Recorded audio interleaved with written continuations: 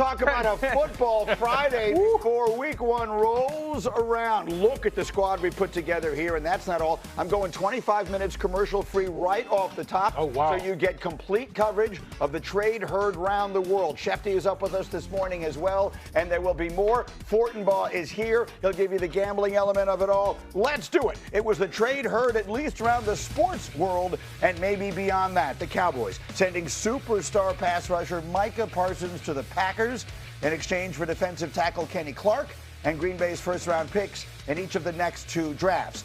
Parsons then agrees to a 4-year, $188 million contract that includes $120 million fully guaranteed at signing, $136 million total guaranteed, making him the highest-paid non-quarterback in NFL history. The aftermath, Micah Parsons releasing a statement saying, in part, "I never wanted this chapter to end, but not everything was in my control. My heart has always been here, and it still is. Through it all, I never made any demands. I never asked for anything more than fairness. I only asked that the person I trust to negotiate my contract be part of the process. This is a sad day, but not a bitter one." That's his side. Now we hear from Jerry Jones and Cowboys legend Michael Irvin.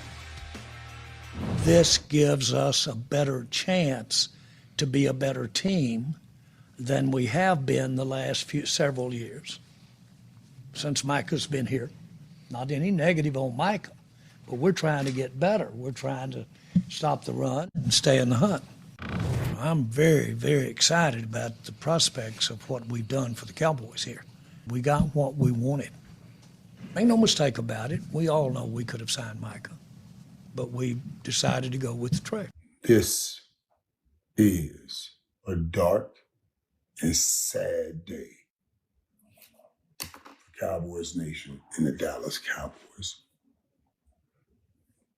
But as much as I love Micah Parsons, and I hope the best for him and his family,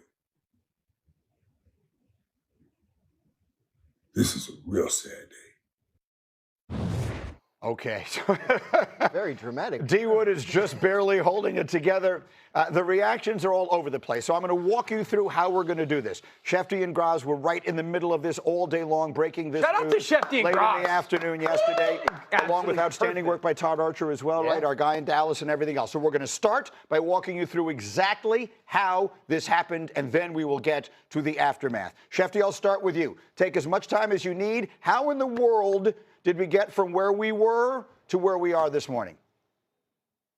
I think we go back to the spring, to when Jerry Jones had a handshake deal in his mind, the way that he once had a handshake deal to buy the Dallas Cowboys. When he met with Micah Parsons and shook hands on a deal that averaged $40.5 million in the spring, Jerry Jones thought they had a deal, but Micah Parsons didn't.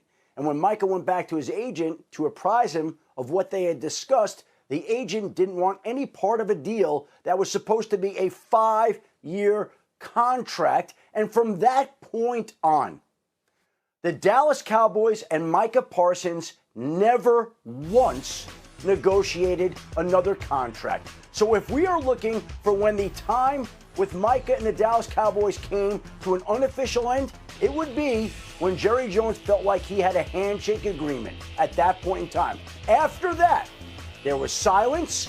There were quotes that hurt feelings. There was Micah issuing a public trade request in early August. There was Micah experiencing back tightness. Micah in California this week for a second opinion on his back. And there was zero sign or zero hope of any deal coming together to keep Micah in Dallas for the long term. Micah and his representatives reached out about a week ago to see if Dallas would be interested in moving forward, and they were not. So if they're not moving forward with a long-term deal, then clearly Jerry Jones at that point in time would have some interest in having Micah play out his contract with the Dallas Cowboys, which Micah Parsons never was going to do, and thus other teams began calling. Now, I'm told there were multiple suitors for Micah Parsons, but in a way it feels a little bit like it was with the Dallas Mavericks and Luka Doncic, who traded him to the Lakers and really only spoke intensely with the Lakers.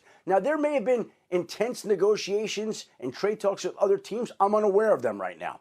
I think there were other teams that inquired, but it seems like Green Bay was the only team that got real serious and real quick. And this came together very quickly, as evidenced by the fact that Kenny Clark practiced with the Green Bay Packers yesterday. If the Packers knew and the Cowboys knew that this deal was getting done yesterday, Kenny Clark would not be practicing.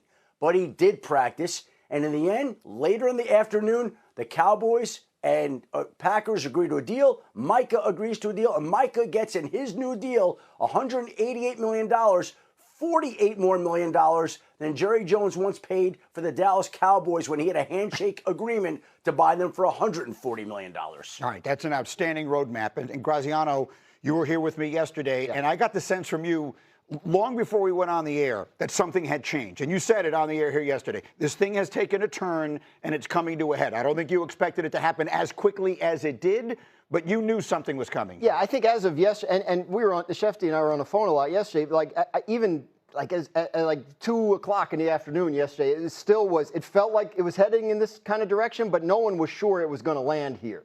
I think at that point, and Adam, correct me if I'm wrong, but at that point, I think the agent had been in contact with the Packers with the Cowboys' permission, right? You know, to talk about what the contract would look like.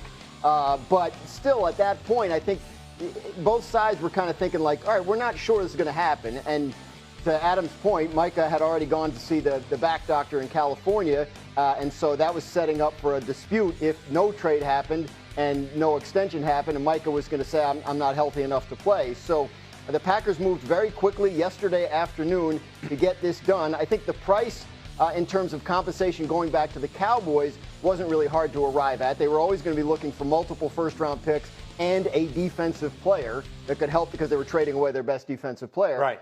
So I think once it got back to Micah Parsons, hey, here's the contract, here's the team, are you good with this? I think it probably came together pretty quickly after that. But yeah, as of yesterday morning, this is what it sounded like. The Packers and Cowboys had been in contact with each other. We knew it was a possibility that this could happen, but there were still a couple of different ways it could go. And Adam makes a great point about Kenny Clark wouldn't have been out there practicing if they knew he was in a trade. You saw on your screen a few moments ago the Packers play the Cowboys Week 4. Interesting year for Green Bay. A few weeks after that, they will play Aaron Rodgers and the Steelers. So there's some games to circle. Before I get to the football players who are chomping at the bit, let me get the general manager in here, because you and I have been talking about this at great length. I said back in March, the Cowboys could consider, maybe even should consider, trading Micah Parsons rather than re-signing him, because this doesn't feel like a Super Bowl team to me, and you could try and turn him into the Herschel Walker of this generation. They didn't do that. In your mind, what did that lead to happening yesterday? It is inconceivable, Greeny, how they did this. It was a massive strategic mistake. They comported themselves for much of the offseason like they're trying to win. They go out and get George Pickens on a one-year deal. They let other players leave like DeMarcus Lawrence, Jordan Lewis, because you have Micah Parsons. Look at this graphic. When you have Micah Parsons, you're going to build around him. You're trying to win now. You signed CeeDee Lamb to an extension. You signed Dak Prescott to an extension all recently because you're trying to win. So on the offensive side, you're trying to win now, and you have a new offensive coach in Brian Schottenheimer. On the other side of the ball, you move on from these players that you would have kept.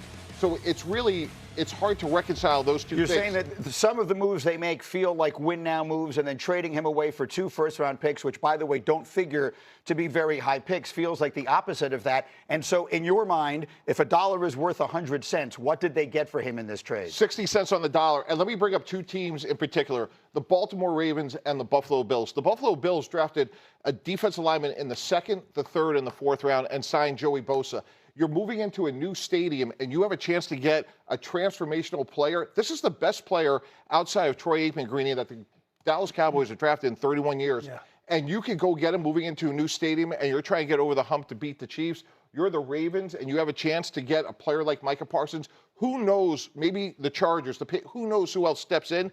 But the fact that they didn't create a sense of urgency in March was a massive mistake that will cost this franchise for years because you just don't know who else would have stepped up back then. That's the point. I think for all the people yesterday that I was seeing on social media and other places saying, well, they're better off not having paid all that money for him. That's fine. If that's the way you feel, that's one thing. But this was not the way to go about it. This was not done. This was not planned. This wound up being forced upon them. Okay, I have made you guys wait too long. Dan Orlovsky, you've heard all of this. This is how it happened. This is where we are. What's your reaction? Good organizations do not trade Hall of Fame players in their primes. Right now, the Cowboys are not a good organization. This will go down as one of the worst trades in the history of their football team and their organization. They traded away a future Hall of Famer for what likely will be the 28th to the 32nd pick in the first round. Right. The Packers are going to be good as long as Jordan Love is healthy. You got 2 picks that are basically early second-round picks, and depending on if the draft is loaded with talent or not, could be very invaluable to that football team. I think the shine for the Cowboys is gone because of this. When I grew up, no one left the Dallas Cowboys. Nobody. The fact that this was Micah initiating, I don't want to be here anymore. The allure of the star feels gone. They got fleeced. This is not a trade that you can sit here and go, well, they're going to use those picks to go get Arch Manning. Arch Manning ain't going to be there at 30 when you guys are picking in 2 years. So right. I look at this and go, from a business perspective, Jerry Jones 100% lost this negotiation. From a football perspective, Jerry Jones and the Cowboys 100% lost this negotiation. This is one of the, as far as we won or lost, worst days in the Cowboys since Jerry Jones has owned them. And this is like remember after the Green Bay Packer debacle in the playoffs? Yeah. He could not have handled from that moment to this moment worse. By the way, Kenny Clark, the player they get in this, will be 30 in October. Really good player, but obviously an aging player. D-Wood, go. Jerry Jones reminds me